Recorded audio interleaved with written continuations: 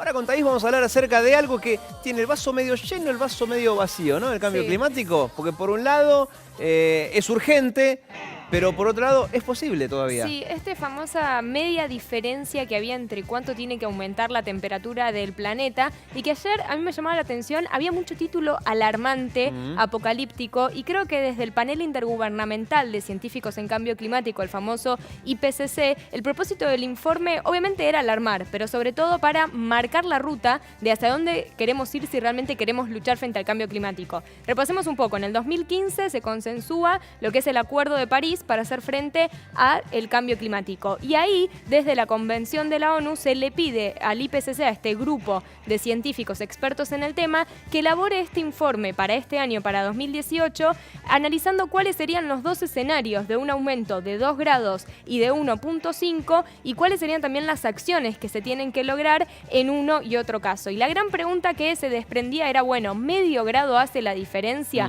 Si yo te digo 1.5 o 2 grados, sí. Esa es como la primera conclusión que se puede sacar, que medio grado marca una diferencia y es quizás hasta la diferencia que nos puede llevar a por lo menos vivir mejor en los próximos años y no en el escenario más catastrófico. Pero si te parece, vamos a ver una placa para entender esta diferencia de las temperaturas.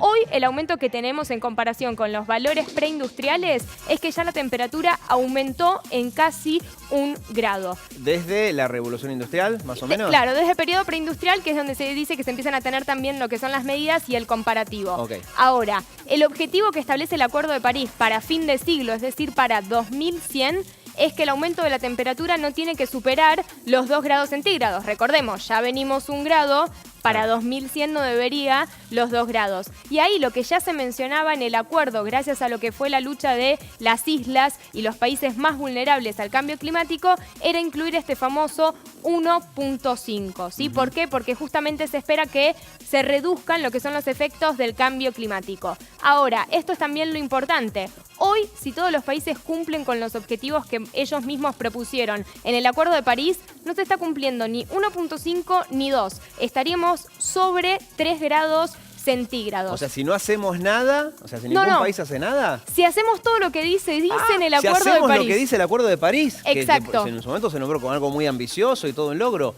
Si hacemos lo que dice el Acuerdo de París, estamos en 3 grados. Más. Por eso es lo que se habla de la necesidad de políticas más ambiciosas, sí, y más urgentes. Y ahora ya no estamos hablando ni siquiera para los 2 grados, sino para el 1.5. ¿Y por qué esta diferencia de medio grado? Vamos a ver en la otra placa cuáles serían las diferencias de los efectos que tiene el cambio climático bajo un escenario de 1.5 y un escenario de 2. No quiero ni ver el de 3. Ese no lo hagamos. Porque ese ya sabemos que es catastrófico. Por descarte nos vamos a dar cuenta. Exacto. Pero la diferencia principal y general que uno puede decir que en un escenario de 1.5 los efectos van a ser menores que en un escenario de un aumento de la temperatura en 2 grados. Fíjate esto. Si el aumento fuera de 1.5, el aumento en el nivel del mar sería 10 centímetros menos que si el aumento de la temperatura fuera en 2 grados. Habría también menor extinción de especies. Ya en un escenario de un aumento de la temperatura de 2 grados estaríamos en un escenario más alarmante. Fíjate esta diferencia.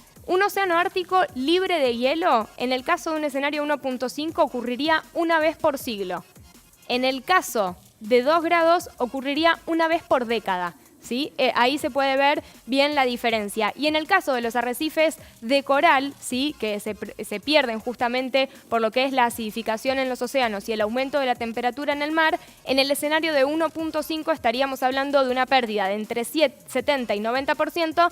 En el caso de un escenario de un aumento de 2, estaríamos hablando de una pérdida total de los arrecifes de coral. ¿Qué se quiere hacer con esto? Obviamente todo tiene un impacto en los dos escenarios.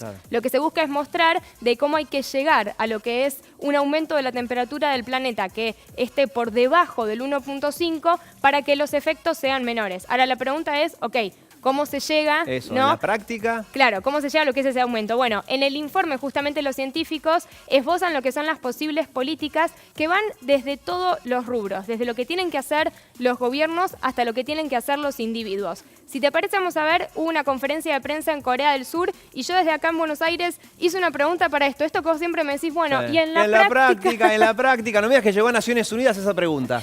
Vamos a verlo. From Thais Gadea Lara of Canal de la Ciudad in Argentina. How do you expect this report to really impact on political decision-making in the different governments? Well, when I get back to the UK, first thing I'm going to do on Wednesday morning is go into the UK Parliament to give a talk on the report aimed at parliamentarians who are going to consider this.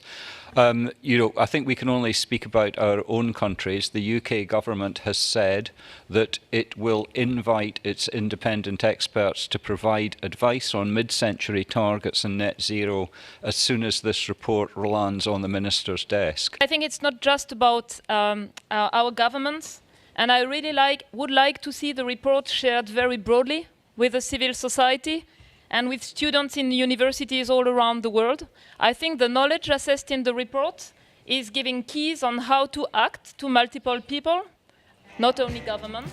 Importante eso, no solamente los gobiernos. Por un lado, desde lo que es las políticas, a partir de esta información científica, buscar reducir las emisiones de gases contaminantes, especialmente de lo que es el dióxido de carbono. De hecho, para poder llegar a un aumento del 1.5, se debería reducir para 2030 en un 45% y para 2050 ya tendríamos que estar hablando de lo que se llama neutro, es decir, que no haya emisiones. ¿Y cómo se logra eso? Acá ya no estamos hablando únicamente de reducción, sino también de captura de carbono. Entra la geoingeniería y nuevas metodologías que podríamos hablarlo y explicarlo. Pero básicamente es allá, no solamente no contaminar, sino la contaminación, agarrarla y bueno, convertirla en aire limpio. Exacto, pero ahí la científica francesa, me parece interesante esto que decía, no es únicamente los gobiernos, que el informe también se analice por parte de estudiantes universitarios y que también depende de lo que podamos hacer todos nosotros. Claro. Y algunas acciones concretas que da el informe de cómo nosotros podemos reducir nuestras emisiones. Cosas que acá ya lo venimos mencionando. Priorizar transporte público por sobre el vehículo particular, sobre todo para los recorridos más cortos. El uso eficiente de la energía, si se puede, priorizar lo que son las renovables frente a combustible fósil, mejor. Y hubo algo que se hizo mucho hincapié en la conferencia de prensa, que yo sé que acá a algunos no les va a gustar mucho, la dieta alimenticia.